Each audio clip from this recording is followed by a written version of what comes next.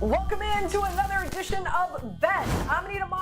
She is Erin Dolan, and this is opening night of the NFL season. Somebody pinch me. Does it get any better than this? You've got two fantastic teams. Obviously, Super Bowl champion Rams going up against the Bills. Bills making their way to Tinseltown.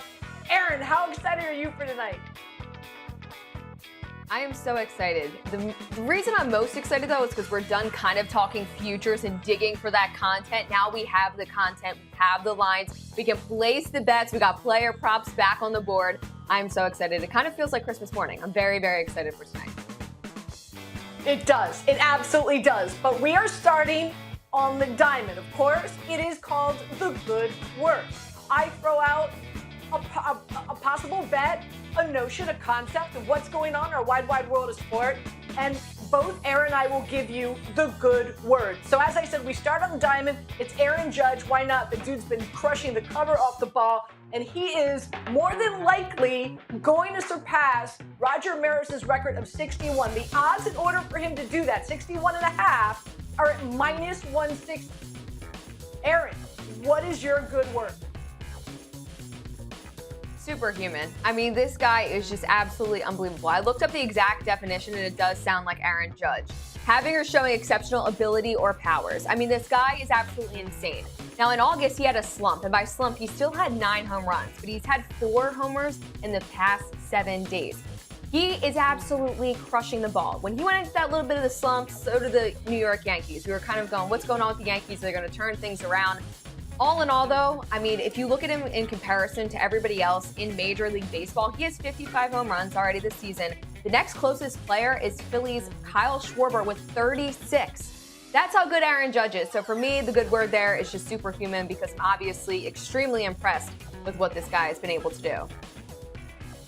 So I'm making this one word, and that's see ya, because that's what they say at the ballpark when his balls are launched over every Yankee in the Bronx wall. But here's the thing, I'm all about it. Now, I did the numbers, and math isn't my forte, but follow me here, okay? Judge is averaging .40 home runs a game, which means that he's on pace for 64. He's at 55 right now, and he's got 25 more games remaining. He will only have to average .24 a home run every 4.5 games in order to break the record. Again, this is above my pay grade. I'm just sharing what I've uncovered. The next 2 series for Aaron Judge, starting tomorrow, going up against the Tampa Bay Rays. He's hit 5 home runs against them so far this season. He bats .222.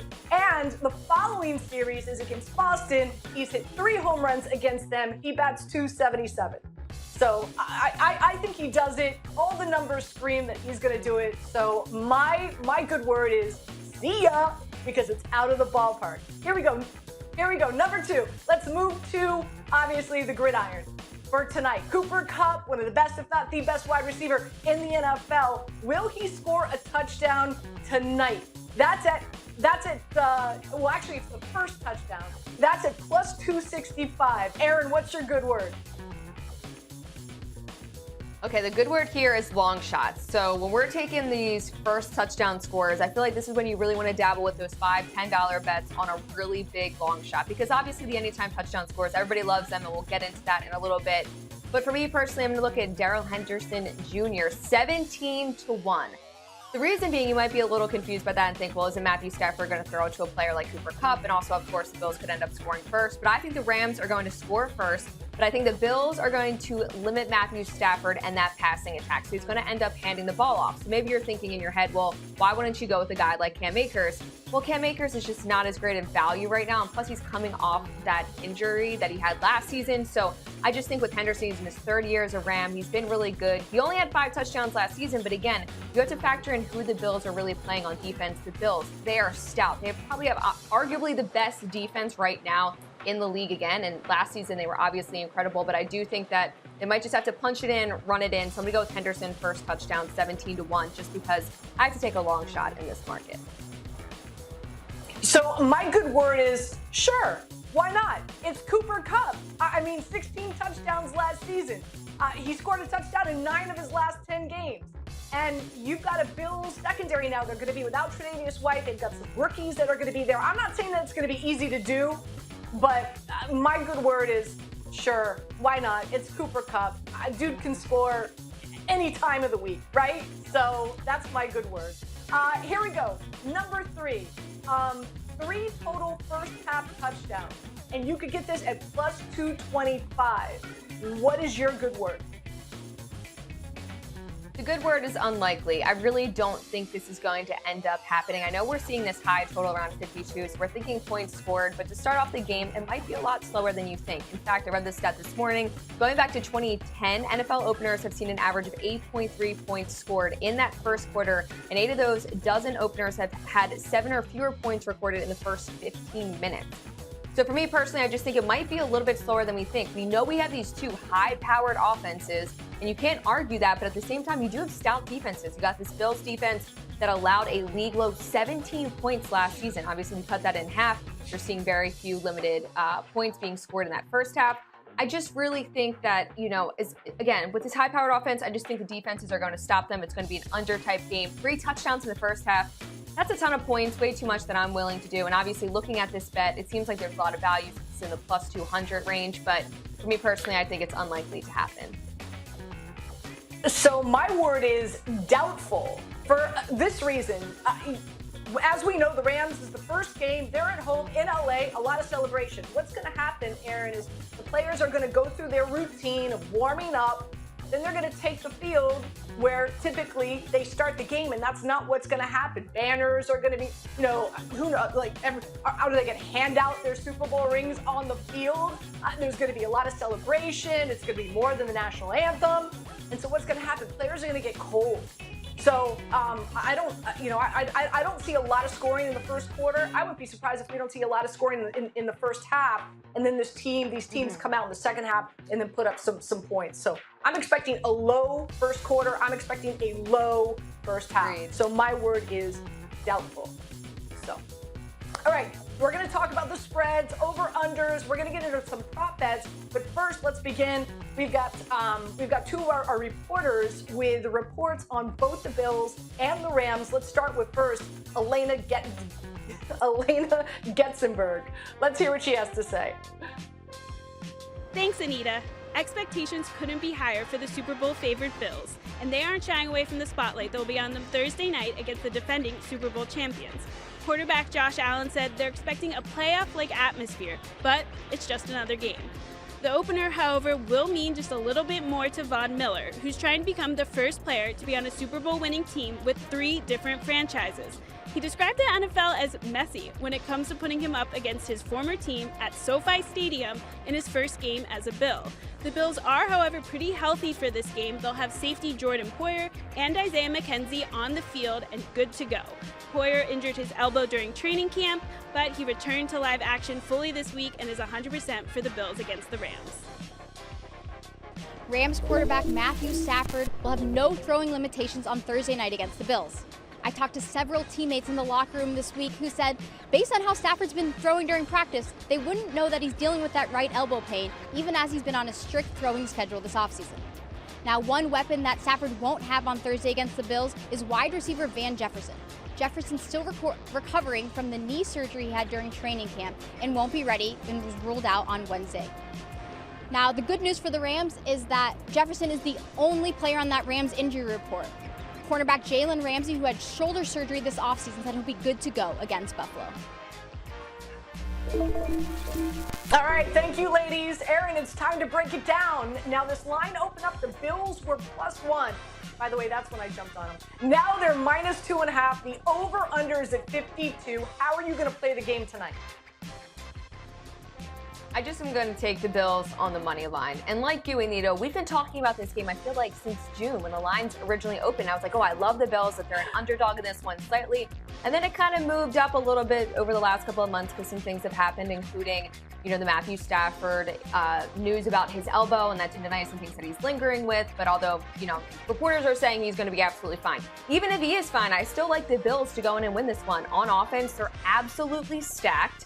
And defensively, they add Von Miller onto their squad, making them they were already a potent defense, okay? They, like I mentioned, they allowed a league low 17 points per game. The Rams aren't bad really in that category either. I mean, they allowed 22 points per game, but I just think overall my biggest concern for the Rams, LA's secondary, as well as those turnover issues that they had last season.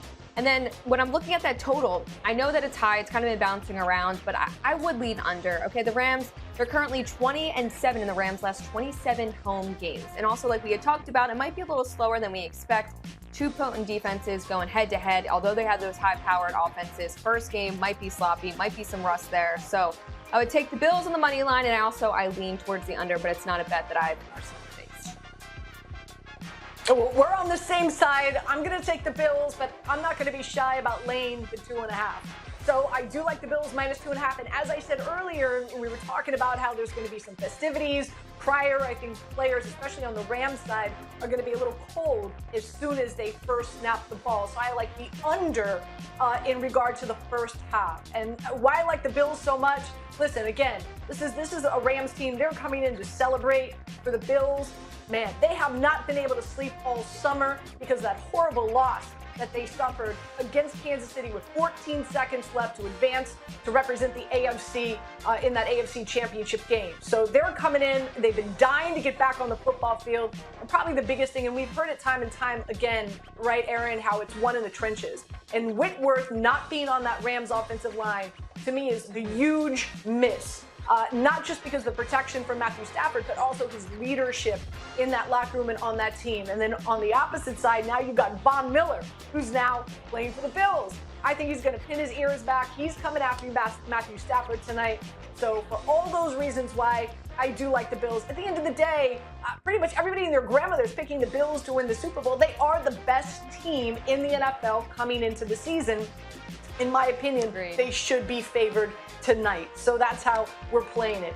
Let's talk about a quarterback prop bet that you like. What's your favorite quarterback prop bet for tonight? All right, so my favorite quarterback prop bet, also my best bet that I'd given on Daily Wager not too long ago, is Matthew Stafford to throw an interception. This guy is interception prone. I feel like this was my best bet multiple times last season. He had 17 interceptions in the regular season. That was tied for a league worst with Trevor Lawrence. Trevor Lawrence and the Jags went on to win 3 games. Matthew Stafford somehow went on to win the Super Bowl. Now, in the postseason, he was just as bad. He had 3 interceptions, and 2 of them were in the Super Bowl. So what this tells me is that even when Matthew Stafford is under pressure, he's still throwing those picks, even if they're winning the game. So let's say this is a coin flip type game, which a lot of people do believe it will be. Well, if Matthew Stafford's under a ton of pressure, he's got to get this win, especially at home, first one back, Super Bowl champs. The pressure might get to him. And on top of that, the Bills' defense against the pass is really, really good. And they're actually tied 3rd in the league last season with 19 defensive interceptions. So I think there's a real good chance of Matthew Stafford, especially with that elbow issue. That's still, people are saying it's fine. I'm sure it's still lingering somewhat. We got the rust. We got the good Bills defense. I think Matthew Stafford to throw an interception is a really good one in terms of a quarterback play for tonight. Ditto. That was the one that I turned into Weimer as well. Here's one for you though. I'm gonna zig when we just zagged. Yeah, it was the same one. But so I just don't like the juice on the Josh Allen touchdowns. It's only at 1.5, and it's at like minus something ridiculous. If you could find a prop bet out there where it's Josh Allen over 2.5 touchdowns, then I would play it. You'll probably get that at plus money. Last time he faced the Rams is back in 2020. He passed for over 300 yards and 4 touchdowns. So I just couldn't find a Josh Allen over 2.5 touchdown passes. If you can find it, good for you. All right, let's talk about some of the other prop bets out there that we like. The stage is yours. Give me your top. I have 4. Well, actually, one of my dudes is going to be inactive, so Anita, I actually have 3. I thought you were going to have like 10. I have 3. So, yeah. Only 3. But one of my dudes is, but surprising for her. I know. I came light tonight. But how many prop bets do you have? Share with the people. All right.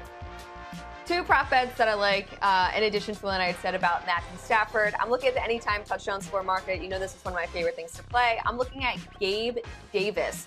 He's been obviously really great for this team down the stretch. He was able to score a touchdown in 5 of his last 7 games, and he really came alive in that postseason. In fact, against Kansas City, if you remember, he had 4 touchdowns, which was absolutely insane. I think tonight, maybe the Rams defense is more focused on a Stephon Diggs, and Gabe Davis is really going to be there, be open in that end zone, and I expect him to have an anytime touchdown. It's one I really like for tonight.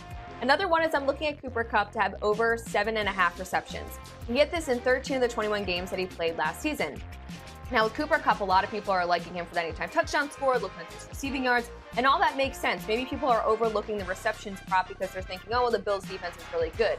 I'd rather not take him for his receiving yards because I'm not sure how limited he is going to be by the Bills defense, especially Gadden Von Miller and all these different pieces for their defense that are going to be really good. So I just think I'd rather take him to have that receptions because we know Matthew Stafford counts on him. And I just think he will be able to get over this short number of 7.5. He was, again, able to do this so many times last season, and defenses really haven't been able to stop him, even the best of the best defenses. I know the Bills are a different type of animal here, but I still think he's going to be that #1 target for Stafford. So we're going to go Gabe Davis, anytime touchdown score, and Cooper Kupp to have over 7.5 receptions. All right, so again, I have 3 for you. My first is A-Rob. Allen Robinson, I like over receiving yards for him at 61.5.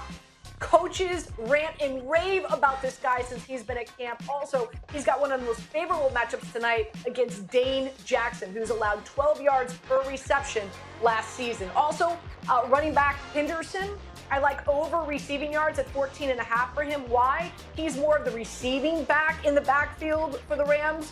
And I think Stafford is going to be under duress. I think he's going to be looking to dump off the ball, and Henderson is going to be in that area. And last but not least, Stephon Diggs, anytime touchdown, 10 touchdowns on the season last year, 22 red zone targets last season. Why not? The most red zone targets of any wide receiver in the NFL by far. So those are my 3 prop bets that I like tonight. All right. Let's talk some WNBA. Eric Moody joins Bet Now. So Eric, welcome in. How you doing this evening? Doing pretty good. Excited to watch some NFL action, but also will be keeping my eyes and ears open on the WNBA as well. Yeah, and listen, my condolences. I know how much you love the Storm. I saw Sue Bird. She was shedding tears last night. That was unfortunate. But now we've got a very decisive, I'm sure, a very entertaining Game 5. The Sky is favored by 4. Also, the over-under is at 158.5. How are you playing this tonight? Yeah, here's how I will play it. So, I'm still recovering, obviously, from the Storm losing, but I digress. So I do like the Sky to cover against the spread. And I know people may be thinking, well, they look rough in Game 4. That they did. I'm like, the Sun, they took control of that game early on and never relinquished control. They really dominated in all facets of the game statistically. They even had their first 100-point postseason game in franchise history. But the pendulum continues to swing back and forth. So you got the Chicago Sky. They are going to be at home. Get some home cooking in front of their home fans, a team with a lot of pride, a lot of history, one of the all-time greats in Candace Parker. And so I do believe that they're going to hit the ground running in this game, and they're going to be very physical with the Sun in order to get the win. And so, again, I do like the Sky to cover in this game. Now, if you're looking at the total, I think this will be a very defensive-oriented game, so I would bet the under here if you're looking at the total as well.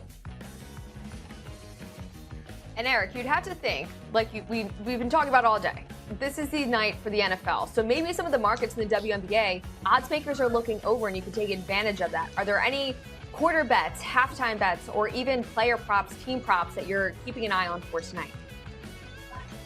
There is, Erin. One that comes to mind is to bet the Sky to cover in the first half. Now, if you look at all the playoff teams, like the Sky have played very well in the first half of games at home. When you look at net rating, they actually rank first among all the playoff teams.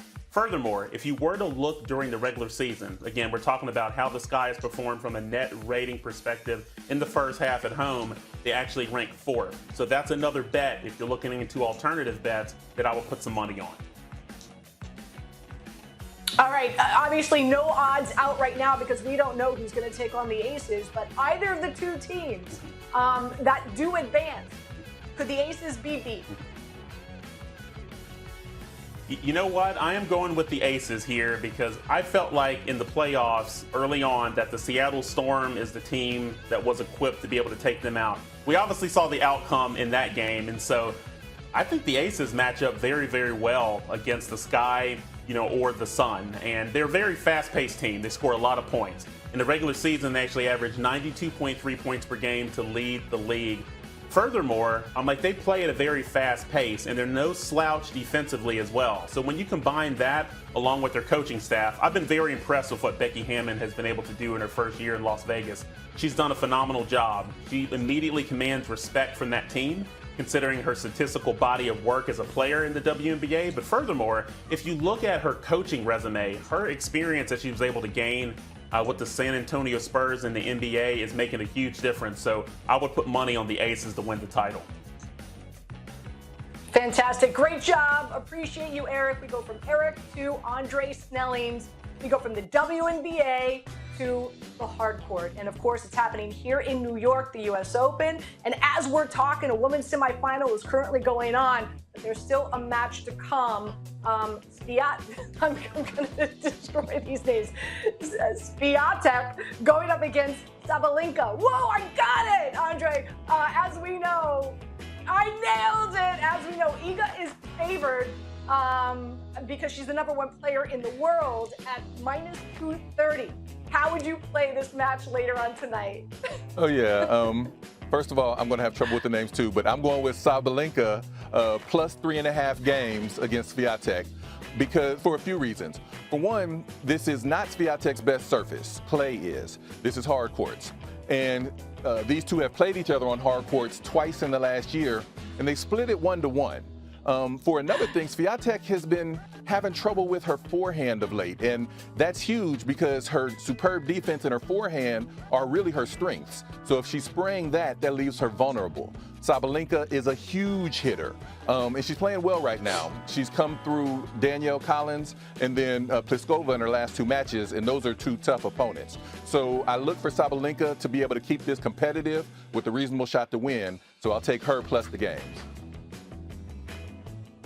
And on the men's side, last night we had a biblical matchup with Carlos Alcaraz, hopefully I'm saying that correctly, which lasted over 5 hours. Now he's facing lone American in Francis Tiafoe in the semis. Now, he had his last two matches end after 2 a.m. He's still the favorite to end up winning this, minus 200, this match. But how would you handicap this knowing how much longer that Alcaraz was on the court? So here's the thing. I'm going with Tiafoe plus 3.5 games. Watching Alcaraz, who's 19, just in a heavyweight title fight last night against Jannik Sinner, who's 21, it's impossible not to see them as the future of men's tennis, and the future might just be now. But Tiafoe still has a really good shot. For one thing, they've played once in their career. Tiafoe won that match. Tiafoe has the bigger serve. He's one of the few players on tour as quick as Alcaraz, and as the first American male semifinalist at the US Open since Andy Roddick in 2006, he has the entire city of New York fully behind him in every match. And most importantly, that man is obviously comfortable because when Tiafoe won his last match, he broke out the Millie Rock, like right on the court. And anybody that's comfortable enough to do that could win against anybody right now. All right, as well, Hatchinoff going up against Ruud. Ruud is favored, minus 200. He is the favorite. Do you have a play in this match as well? Yeah, I'm going Ruud minus 3.5 games in this one because I think he should be favored. Ruud, like Alcaraz, could end up as the #1 seed, as the #1 in the men's rankings on Monday, depending on how this tournament comes out. And he's really playing like it. He's been mowing down his opponents. Hatchinoff's claim to fame is he's a power player. He has a lot of power. But Ruud just came through Berrettini, who's also a power player, and he did it fairly handily. He has a much better all-around game, and so I'm looking for him to win this fairly comfortable. So I'll take him minus 3.5 games. And finally, the books have Alcaraz favored right now to win the tournament. He's even money. And then as far as rankings go, he's still the lowest seeded men's player left. But knowing how many upsets we've seen in the past 48 hours, who would you take to win it all? Yeah, Alcaraz is a worthy favorite at this point. Coming into the U.S. Open, he was one of maybe 4 or 5 players I thought had a legitimate chance to win. But with that said, I feel like Ruud is also playing at a very high level, and I think he has an easier path to win this. And I've already talked about, how well Tiafoe's playing. So with that being the case, I would probably go with the juice in either Ruud or Tiafoe, even though Alcaraz has a good shot at being the first non-Nadal Spaniard to win a major in quite a while. Andre, thank you so much for joining us here on Bet. I'm sure that remote control is going to be hot and active going back and forth, of course, from the U.S. Open to, of course, the Thursday night football game tonight that kicks off at 8:30. Oh, yeah. Thank you so much. All right, Erin, just about 3 minutes left in the show, and we have to talk about, I think, one of the hottest topics right now, and that's the Mets. Back in June, they had a 10.5 game lead over the Atlanta Braves. And now the Atlanta Braves wake up this morning and they're only a half a game back. Elias Sports Bureau says that the Mets are just the 8th team in the division era since 1969 to lose a 10-game lead in the division. I want to get your thoughts. How are you perceiving what's happening here in the National League East? And would you make a play here for either of these teams? I'm personally not making a play. Tyler and I feel like when we were doing this show a couple months ago, we were talking about can the Braves end up catching them? And the Braves just got hot and they kept creeping up. And the Mets, this is probably the best thing for them to finally get it together and realize you might not end up winning this division. So you really need to start focusing. But the Braves, I mean, they do have a really good shot over the next couple of weeks. Both of them are playing a few easy opponents, although I will say the Mets do seemingly have an easier schedule down the stretch. So that might be a little bit of an issue for the Braves. But I mean, the Braves, I trust them more after what I've seen the past couple of months. And this is a wake-up call for the Mets. I know you're in New York, so I'm not really sure if you're all in on the Yankees or if you're all in on the Mets. But either way, the past couple of months have been struggling a little bit. So I'm not looking to make a play or make a bet into this at this point, just because I had talked about the last couple of months. We talked about the Braves being able to catch up. That was when there was value in this market. Right now, I don't think there is any value in it. So I'm out, but I would love to hear what you have to say about that coming from New York. Yeah, I look at this and I don't think it's so much that the Mets are performing so horribly. It's just that the Atlanta Braves are performing they're so exceptional, kind of very similar to how we saw the Yankees start the season, right? The Yankees, I want to say over 700 winning percentage, .700 in their first 60 games. And that's what we're seeing. This is an Atlanta Braves team. They're averaging 5, almost 6 runs a game. They called up their rookies, right? I mean, Money Mike, 15 home runs since he's been called up. Strider averaging 13 strikeouts per 9 innings. And this is what we're going to see as we get closer, of course, to the postseason and teams that are going to advance the postseason.